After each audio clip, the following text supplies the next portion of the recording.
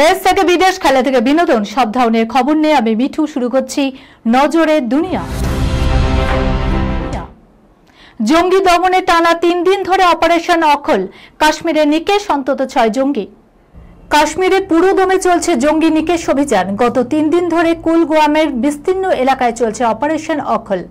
ইতিমধ্যে শনিবার 3 জঙ্গি নিকেশ হয়েছে ভারতীয় সেনা, কাশ্মীর পুলিশ এবং সিআরপিএফ এর যৌথ বাহিনীর হাতে। রবিবারও 3 জঙ্গি মৃত্যু হয়েছে পুলিশের গুলিতে।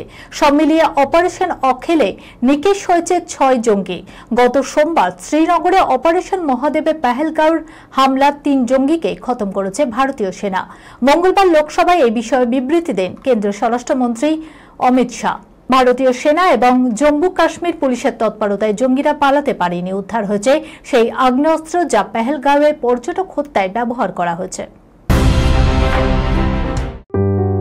সুনির্ণয় imaging centre private limited advance প্যাথোলজিতে thalassaemia screening, large size biopsy setup সহ সমস্ত পরীক্ষা, echocardiography, fetal echocardiography, CT scan, CT guided FNAC, 4D USG, USG guided FNAC, endoscopy, colonoscopy, uroflowmetry, spirometry, colour Doppler, digital x-ray, তাছাড়াও সমস্ত বিশেষজ্ঞ চিকিৎসকদের পরিষেবা একই ছাদের তলায় নিয়ে হাজির সুনির্ণয়।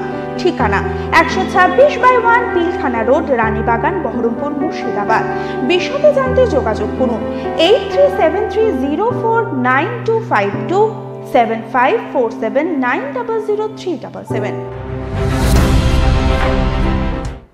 বন্যার প্রকোপে বিপর্যস্ত চীন, মৃতের সংখ্যা বেড়ে অন্তত 60। ক্রমে ভয়াবহ হয়ে উঠছে চীনের বন্যা। একটানা ঝড় বৃষ্টিতে মৃত্যু হচ্ছে অন্তত 60 জনের। কেবল বেজিং এ গত সপ্তাহ থেকে ধরলে 44 জনের মৃত্যুর কথা জানা গিয়েছে। বহু বছরের মধ্যে চীনকে এমনভাবে প্রকৃতির চোখ রাঙানির মুখে পড়তে হয়নি বলে জানাচ্ছেন বিশেষজ্ঞরা।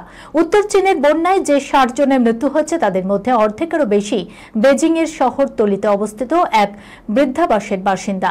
এদিকে হেবেই প্রদেশে অন্তত 31 জনের খোঁজ মিলছে না। একটানা দুর্যোগে ক্ষতিগ্রস্ত 31টি গুরুত্বপূর্ণ রাস্তা, বিদ্যুৎ সংযোগ বিচ্ছিন্ন হয়ে অন্ধকার নেমেছে 136টি গ্রামে। প্রসঙ্গত বছরের এই সময়টায় প্রচন্ড বৃষ্টিপাত হয় বেজিংয়ে। 2012 সালে জুলাই মাসে বন্যায় 79 জনের মৃত্যু হয়েছিল, যেটি এখনো পর্যন্ত সবচেয়ে ভয়াবহ বন্যা। কিন্তু এবারের পরিস্থিতি আরো ভয়ঙ্কর হয়ে উঠেছে। বন্ধুর শেষ ইচ্ছা পূরণ করে শেষকৃত্যে নাচ, ব্যক্তির ভিডিও দেখে চোখ ভিজছে নেটপাড়ার। শোলে ছবিতে অমিতাভ বচ্চনের আবেগঘন মৃত্যুর দৃশ্য দেখে চোখে জল ধরে রাখা যায়নি। পর্দায় জয় আর বীরুর এই বন্ধুত্বের ছবি বাস্তবেও দেখা গেল। সম্প্রতি মধ্যপ্রদেশের এমনই এক আবেগঘন ঘটনা সামনে এসেছে।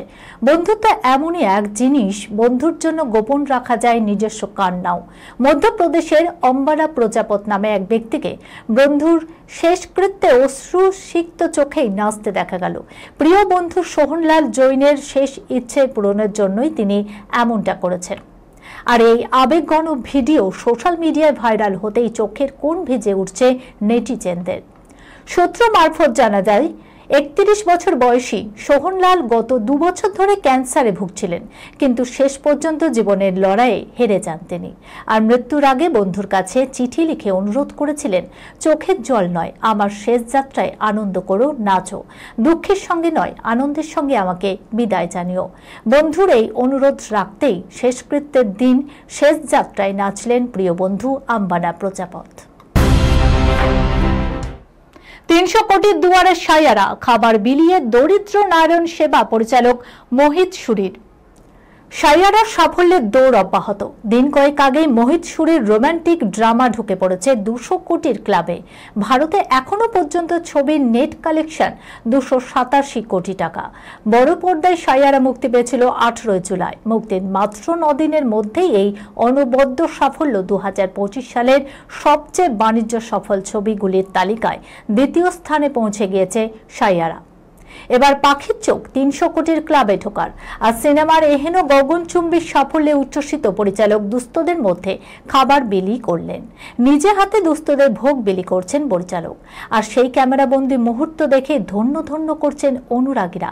মোহিতের এমন মানবিক উদ্যোগে বেজায় খুশি সায়ারা টিমও।